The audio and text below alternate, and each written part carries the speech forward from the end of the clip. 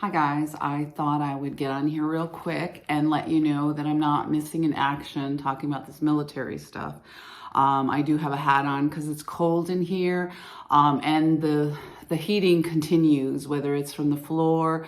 I think I mentioned the wall in the previous video, because when I lean against the wall, the heat starts too.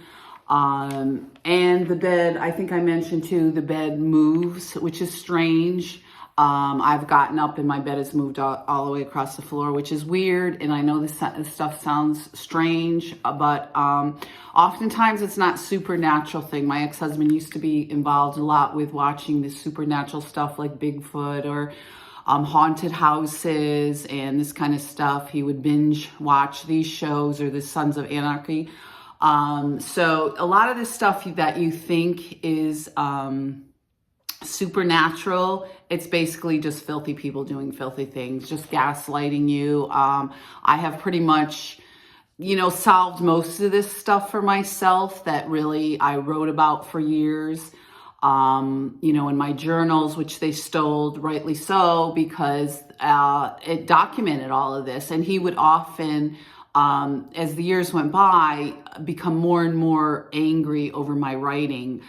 In the beginning, it was just, and considering some of the people that I know connected to this, friends of friends, that are professional journalists or involved with cronies, with some of these people, some of these celebrities, I know now my writing was, a matter of contention, because as I got better at writing, which this stuff was going on, and I would just spend hours of my time writing on the weekends, I would often read books, and then I try to give my, write down things that I thought were relevant, like this book I recommend, Why Does He Do That, by Lundy, Mr. Lundy, and I can post that down below. So we can go through some of the books that I've read to try to deal with some of this stuff, domestic violence, this gaslighting, this psychological abuse, because years ago, it was basically, domestic violence was seen as if you were hit. The psychological abuse can be, just as damaging, if not more.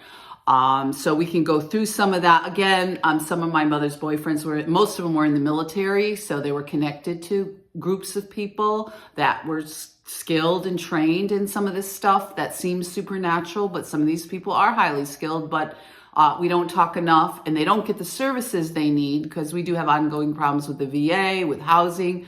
In my case, that was the case. These men obviously had mental health issues, untreated. Her boyfriend, the first one after my dad left, was alcoholic.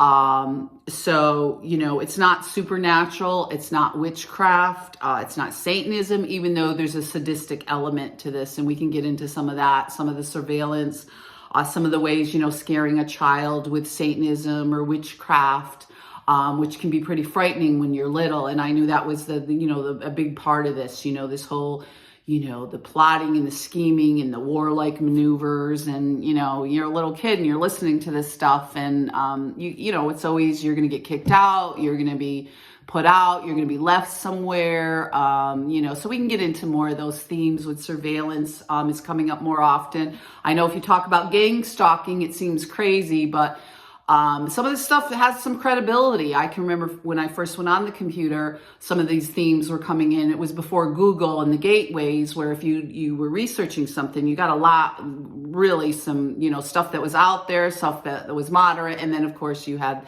the gateways, the precursors to Google, if you will. So we can talk about some of that. We can talk about the oldest children, again, with the patriarchy. There was many women, certainly with my mother's friends, that had a daughter first. And oftentimes you're targeted because you're the oldest daughter, you weren't a son. And most of her friends, the oldest daughter was abused. Some people had put together some websites when I was first looking. I went to rent this room, and this woman was a hoarder. She was an animal abuser.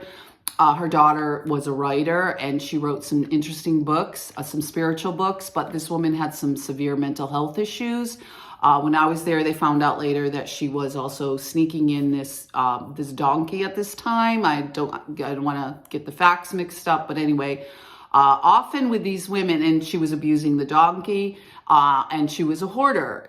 People that have an inability to see people, beyond being, objectifying them or seeing them as objects or things, it kind of, dovetails with that. Again, this is my lived experience. Please talk to professionals, still reach out to law enforcement or call law enforcement when you're in this situation. We need to bring these things to light, and the more evidence we can show and the more things we can bring about with this psychological violence, this economic abuse with your money, with your destruction of your career, friends, being cut off from family, some of this other stuff that has to do with psychological abuse, the better off we are. The more we can document. I'm using my privilege to do that because it's very difficult when you're worried about your job and you're worried about other things, but I do have transferable skills, and I'd like to go forward with examining some of this stuff, because the whole thing with gang stalking gets a little bit shoved away that you have mental health issues, but actually some of these people are involved automatically with groups. My mother at this time with her boyfriend often went to these Purple Heart dinners.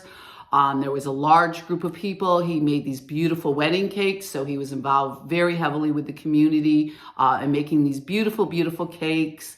So on and on, this stuff can go, and I'm a little over, so I just want to welcome you to the channel as we explore these issues, and we talk predominantly about domestic abuse, economic abuse, and some of these other fringe elements that people can, get themselves involved in, and they start, or they binge CSI, and, they're into this whole law enforcement or military, or, I know my ex-husband was into this Sons of Anarchy, and I didn't know till later on, he had some of these nefarious ties with people, not necessarily, these biker gangs, but, it's this sort of stalking and surveillance and control and power and terrorizing you. So be safe, guys, and we'll continue to talk, and prayers for those suffering through the devastation that's happening in some of our communities with the weather, and some of this other stuff with housing has just been devastating. Be safe.